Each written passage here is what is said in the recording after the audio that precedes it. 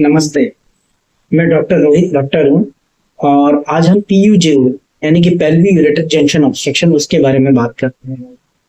पीयूजेओ के अंदर किडनी और यूरेटर का जो जंक्शन है वहाँ ब्लॉकेज होती है। ये जन्म से हो सकती है या फिर कई बार स्टोन की वजह से, क्योंकि स्टोन की सरफेसेस रफ होती है तो वो इस एरिया को खराब कर सकती है, या कभी कोई सर्जरी होती है तो उस वजह से इस एरिया में ब्लॉकेज हो जाती है। क्योंकि यूरेटर में जनरली पेरिस्टल्टिक मूवमेंट होती है कि ताकि यूरिन का आगे फ्लो बना रहे, और जो एरिया खराब होता है उस एरिया में ये मूवमेंट्स मिसिंग होती है, या कई बार एक क्रॉसिंग वेसल होती है जो इस जंक्शन के ऊपर से जा रही होती है, वो दबाव बनाती है, इस वजह से ये ब्लॉकेज हो जाती है।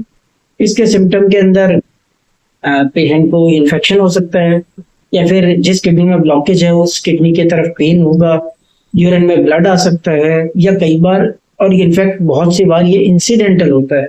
मीन्स किसी और बीमारी के लिए दिखाने गए, सोनोग्राफी करवाई और उसमें पता लगा किडनी में ब्लॉकेज और किडनी में सूजन।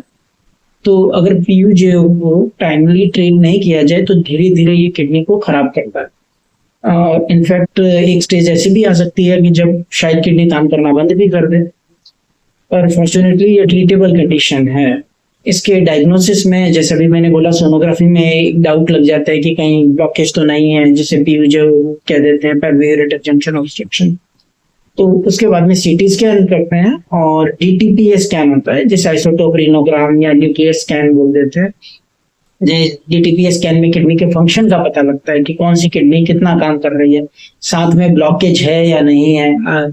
तो ये डीटीपीए स्कैन जनरली कंफर्मेटरी टेस्ट होता है इसके लिए। और सीटी स्कैन भी करते हैं कि कोई एडिशनल फाइंडिंग तो नहीं है, पेशेंट के कोई पथरी या कुछ और चीज मिसिंग तो नहीं है, तो उससे पता लग जाता है।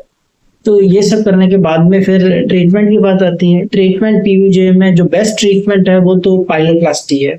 पाइलोप्लास्टी मतलब जो एरिया खराब है उसको कट कर देते हैं और किडनी को बचे हुए यूरेटर के साथ जोड़ देते हैं। इसको पाइलोप्लास्टी बोलते हैं। ये 3 तरह से होती है, या तो ओपन, जैसे चीरे वाली पद्धति कहते हैं। इसके बाद में जो एडवांस है लेप्रोस्कोपी यानी कि की होल सर्जरी, और जो सबसे एडवांस है रोबोटिक सर्जरी।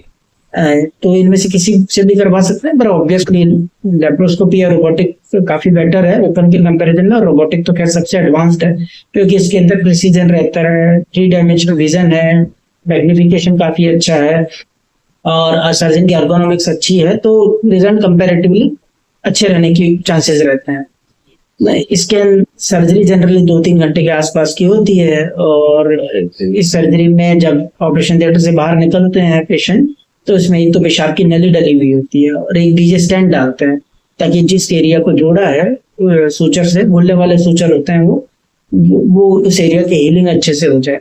तो एक इंटरनल स्टेंट हो गया, एक यूरेथ्रल कैथेटर यानी पेशाब की नली, और एक पेट में नली डली होती है जनरली, जिससे जो कचरा इकट्ठा हो रहा है वो 1-2 दिन में बाहर निकल आए। तो जो पेट वाली नली है कचरे वाली, उसको ऑपरेशन के जनरली अगले दिन या 1-2 दिन में निकाल देते हैं उसको, और उसके 1-2 दिन में पेशाब की नली निकाल देते हैं। तो पेशेंट को जनरली 3-1 दिन में छुट्टी हो जाती है, घर चला जाता है 3-1 दिन में। और एडवांस मेथड से लेप्रोस्कोपी रोबोटिक से करते हैं तो वो नेक्स्ट डे जनरली चलना फिरना शुरू कर देता है। हालांकि ध्यान रखने की जरूरत होती है कि हैवी वर्क ऐसा कुछ नहीं करे, और जो अंदर स्टेंट डला है वो 1.5 महीने के आसपास निकाल देते हैं। लेप्रोस्कोपी के रोबोटिक किसी मेथड से करें, जनरली 4-5 छोटे छोटे छेद होते हैं बॉडी पे, जो जनरली 1 सेंटीमीटर के आसपास होते हैं, और उसके बाद में मोस्टली इनको घुलने वाले सूचर से ही बंद कर देते हैं। लेकिन अगर कई बार ऐसे सूचर लगाने पड़े जिन्हें कटवाने की जरूरत है, तो 7 से 10 दिन में उन्हें वापस कटवाने के लिए बुलाया जाता है। पीयूजेओ के अंदर इसके अलावा दूसरे ट्रीटमेंट भी हैं, जैसे यूरिन के रास्ते से लेजर के थ्रू, जैसे एंडोपाइलोटोमी कहते हैं, वो भी एक ट्रीटमेंट मेथड है। बैलून के थ्रू डायलेटेशन, पर इनकी जनरली सक्सेस रेट इतनी अच्छी नहीं है, क्योंकि पाइलोप्लास्टी की तो 90% के आसपास सक्सेस रेट रहती है। तो अगर किसी को भी पीयूजेओ डायग्नोज हुआ है तो डेफिनेटली ट्रीटमेंट के लिए चाहिए, कि अपनी किडनी खराब होने की तरफ मत बढ़िए। और अगर कोई भी कंफ्यूजन है तो डेफिनेटली अपने डॉक्टर को फॉलो कीजिए। ये हमारा यूट्यूब चैनल है, ये एजुकेशनल पर्पस के लिए है। अगर आपको कोई भी क्वेरी है तो अपने डॉक्टर से सलाह लीजिए, और ऐसी और अपडेट लेने के लिए हमारे चैनल को सब्सक्राइब कीजिए। Thank you.